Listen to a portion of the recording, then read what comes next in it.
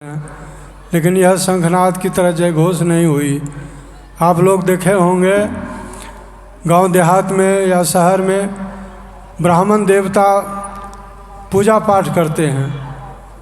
उस पूजा पाठ में शंख बजाते हैं तो एक शंख होता है जो कि बुलंद आवाज़ करता है। उस शंख को कौन शंख कहते जानते हैं? महाशंख। लेकिन एक दूसरा भी शंख होता है जो बिल्कुल आवाज़ नहीं करता है। उस शंख को कौन शंख कहते जानते हैं? हरा शंख। इसलिए किसी को हरा शंख नहीं बनना है, महाशंख बनिए और बुलंद आवाज़ में जय घोष करें, श्री सद्गुरु महाराज की जय। कुछ कसर रह गया, अभी ससर जाए तो ठीक रहेगा। श्री सद्गुरु महाराज की जय। मंगल मूर्ति सद्गुरु मिलबै सर्वाधार, मंगलमय मंगल करण बिनबो बारंबार। धन्य धन्य सद्गुरु सुखद महिमा कही न जाय,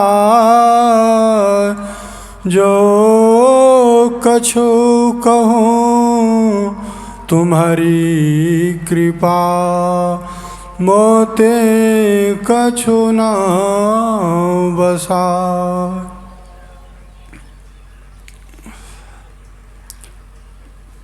प्रातः स्मरणीय परम पूज्यपाद अनंत श्री विभूषित परमाराध्य संत सद्गुरु महाराज के पावन पाद पद्मों में कोटि सहनमन एवं संतमत सत्संग के वर्तमान आचार्य श्री महर्षि हरिनंदन परमहंस जी महाराज के पावन चरणों में कोटि सहनमन एवं तीर्थों को भी पावन करने वाले मुदमंगल में मंचासीन संत समाज के पावन चरणों में कोटि सहनमन एवं यत्र तत्र शेकत्र सत्संग प्रेमी महान भाव सज्जन वृंद, धर्मशीला माताओं एवं भक्तिमती बहनों एवं प्यारे बच्चों, सिया राम मैं सब जग जानी, करो प्रणाम जोरी जुग पानी।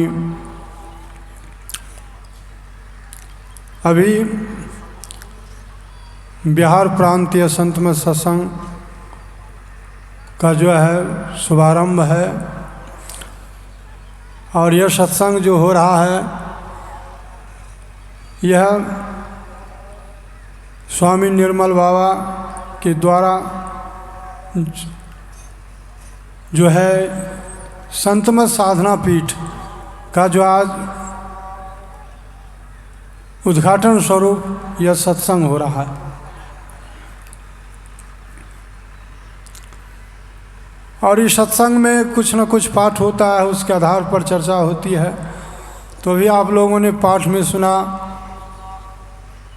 सत्संग की महिमा।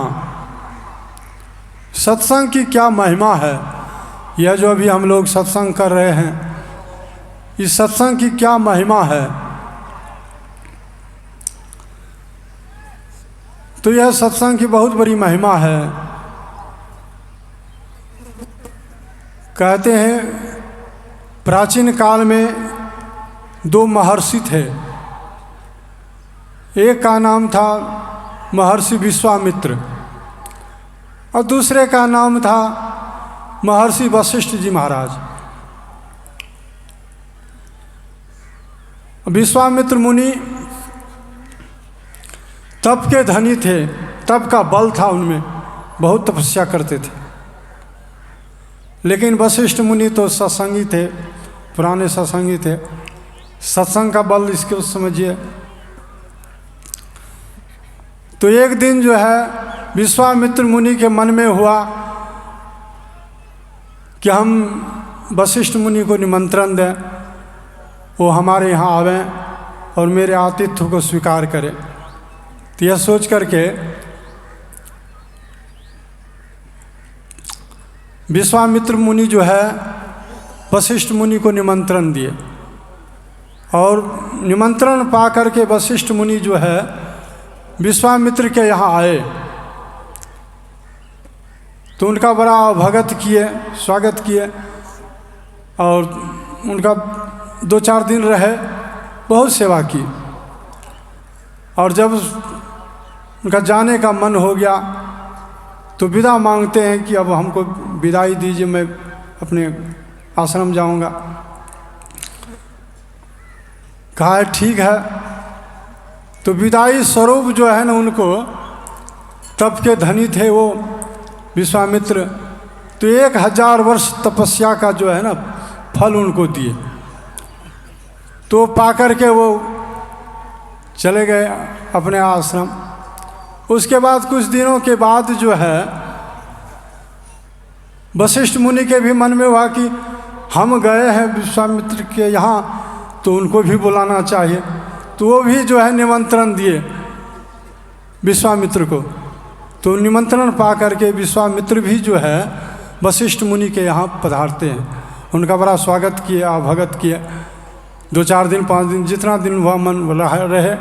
उसके बाद उनकी भी जाने का मन हो गया, तो विदाई मांगते, हमको भी विदाई दीजिए, मैं भी जाऊंगा। तो विदाई में क्या देते हैं? आधा पल सत्संग का फल देते हैं। जो पलक जो गिरता है ना, आधा पल गिरे, उतने समय का जो सत्संग का फल दिए उनको। तो यह सुन कर के आग बबूला हो गए, क्रोधित हो गए विश्वामित्र। कहिए क्या करते हैं आप हमारे यहाँ आए थे, तो मैं आपको जो है 1000 वर्ष तपस्या का फल दिए, लेकिन आप आधा पल सत्संग का फल दे रहे हैं। यह अनुचित नहीं, यह उचित नहीं है, अनुचित है, यह ठीक नहीं करते। कहा आप नहीं जानते हैं कितना इसकी महिमा है, बहुत बड़ी महिमा। नहीं, मैं कुछ नहीं जानता हूँ। कहा देखिए, हम लोगों से जो बड़े बुजुर्ग हैं उनके पास चलें, वो जो फैसला कर देंगे तब तो मानेंगे। कहाँ चलिए। तो दोनों मुनि जो है विचार करके जाते हैं सृष्टिकर्ता ब्रह्मा के पास, और ब्रह्मा के पास जा कर के कहते आप फैसला कर दीजिए, क्या बड़ा है, 1000 वर्ष तपस्या का फल बड़ा है कि आधा पल सत्संग का फल बड़ा है, क्या है? तो ब्रह्मा जी सोचने लगे, ये दोनों ऋषि मुनि आपस में लड़ाई झगड़ा कर रहे हैं, इसके लड़ाई में मैं क्यों परूं? तो नकार देते हैं, कहते क्या कहें, आप दोनों आए थे, मैं तो न्याय कर देता, लेकिन मुझे सृष्टि करने से फुर्सत ही नहीं है, मैं फैसला नहीं कर पाऊंगा। आप देखिए, आप दोनों जो है ना चले जाइए विष्णु भगवान के पास, वो जरूर फैसला कर देंगे। तो दोनों मुनि जो है विष्णु भगवान के पास जाते हैं। विष्णु भगवान भी सोचने लगते हैं ये आपस में लड़ाई झगड़ा कर रहे हैं, इसके लड़ाई में क्यों पड़े? तो वो भी नकार देते हैं, कहते देखिए हमको भी फुर्सत नहीं है पालन करने से, सृष्टि का पालन करने से, मैं भी फैसला नहीं कर पाऊंगा। आप दोनों जो चले जाइए, पुराने जो सत्संगी है ना, वो शंकर भगवान कैलाशपति वो घरदानी, उनके पास चले, वो जरूर फैसला कर देंगे। तो वो दोनों मुनि जो है ना कैलाश पर्वत पर जाते हैं और कहते हैं आप फैसला कीजिए, अब 1000 वर्ष तपस्या का फल बड़ा है कि आधा पल सत्संग का फल बड़ा है, क्या बड़ा है, आप फैसला कर दीजिए।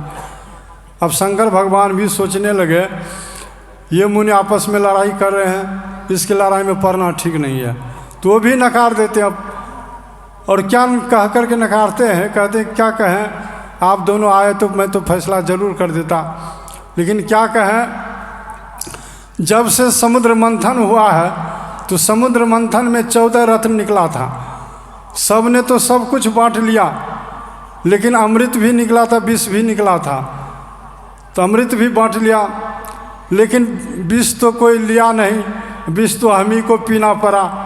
जब से हम विष पिए हैं ना, तो मेरा दिमाग खराब हो गया है, मैं क्या फैसला करूँगा।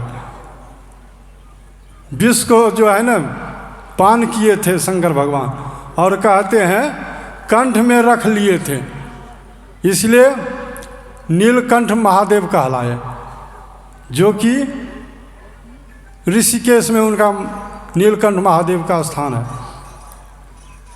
तो वो भी कहते कि मैं फैसला नहीं कर पाऊंगा। अब कहते देखिए आप दोनों चले जाइए, इस धरातल को जो आधार बने हुए हैं, धारण किए हुए हैं पृथ्वी को, उनके पास चले जाए, शेषनाग जी के पास, वो जरूर फैसला कर देंगे। तो दोनों मुनि जाते हैं शेषनाग जी के पास। शेषनाग जी से कहते आप फैसला कीजिए। वो भी सोचते हैं कि ये दोनों आए हैं, फैसला तो मैं ज़रूर करूँगा, लेकिन कैसे करूँ। तो कहा ठीक है, देखिए आप दोनों आए हैं, फैसला तो मैं ज़रूर करूँगा, लेकिन क्या कहें, मेरे सिर पर जो है ना पृथ्वी का भार है, बोझा है। भाई कोई बोझा आप दोनों में कोई लीजिए, तब ना मैं फैसला करूँगा। तो शेषनाग जी कहते हैं विश्वामित्र से कि आप थोड़ी देर पृथ्वी का भार लीजिए, मैं फैसला करूं। तो उनको देते हैं, लेकिन वो सहन नहीं कर पाए, दबने लग गए। कह लीजिए लीजिए, पृथ्वी का भार मुझसे सहा नहीं जाएगा। तो आपस ले लिए। और उसके बाद वशिष्ठ मुनि से कहते आप थोड़ी देर लीजिए ताकि मैं फैसला कर सकूं। तो वो क्या करते हैं वशिष्ठ मुनि, अपने आधा पल सत्संग के बल पर पृथ्वी को जो है आधार पर लटका दिए और कहते आप फैसला कीजिए। तो शेषनाग जी कहते हैं कि अभी भी फैसला करने के लिए बाकी है, फैसला तो हो गया। 1000 वर्ष तपस्या के बल पर विश्वामित्र नहीं ले पाए पृथ्वी का भार, लेकिन वशिष्ठ मुनि देखिए आधा पल सत्संग के बल पर पृथ्वी को आधार पर लटका दिए हैं। फैसला तो हो गया, क्या बड़ा है, यानी आधा पल सत्संग का फल बड़ा। इसलिए एक घड़ी आधी में पुण्याध, तुलसी संगत साधकी हरे कोटि अपराध। यदि थोड़ी देर भी सत्संग हो, एक घड़ी, उसमें भी आधी घड़ी, आधी में पुण्याध, तुलसी संगत से साधकी हरे कोटि पर अपराध। यदि थोड़ी देर भी सत्संग यदि हम करते हैं तो जन्म जन्मांतर का जो है पाप, वह जो है वह दूर होता है, हम पाप से दूर रहते हैं।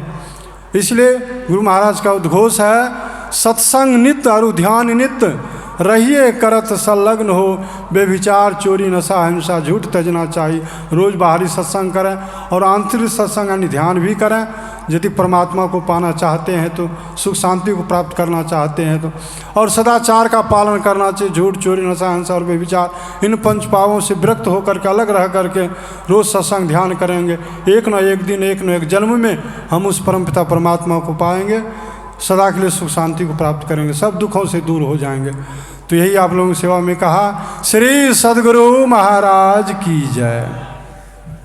श्री सद्गुरु महाराज की जय। जी हाँ दिव्य सज्जनों, कहते हैं जब जन्मों जन्मों का पुण्य उदय होता है तब सत्संग नसीब होता है। और इस सत्संग पंडाल में विराजमान जितने भी साधकगण हैं, भक्तजन हैं, श्रद्धाई महात्मागण हैं, निश्चय ही पुण्यवान हैं, पुण्यशील हैं। हम सबों को यह सत्संग नसीब हो रहा है। आइए अब आज के प्रतिपाद्य विषय के साथ मंच पर मंचासीन है। दिव्य सज्जनों, जिसके जीवन में सत्संग हो, जिसके जीवन में सत्संग हो, वह भव से पार हो सकता है। जिसके जीवन में सत्संग हो वह भव से पार हो सकता है, लेकिन जिसका जीवन ही सत्संग हो वह कितनों को भव से पार करा सकता है। ऐसे ही संत हमारे बीच मंच पर मंचासीन है। संत पद के ओजस्वी तेजस्वी मनस्वी महात्मा पूज्य जय कुमार बाबा मंचासीन हैं। हे बाबा, हम सी भक्तजन आपके ओजस्वी पीयूषवाणी पासु हैं। हम समस्त भक्तजनों को सत्संग सुधा का पान कर कृतार्थ करना चाहेंगे। पूज्य जय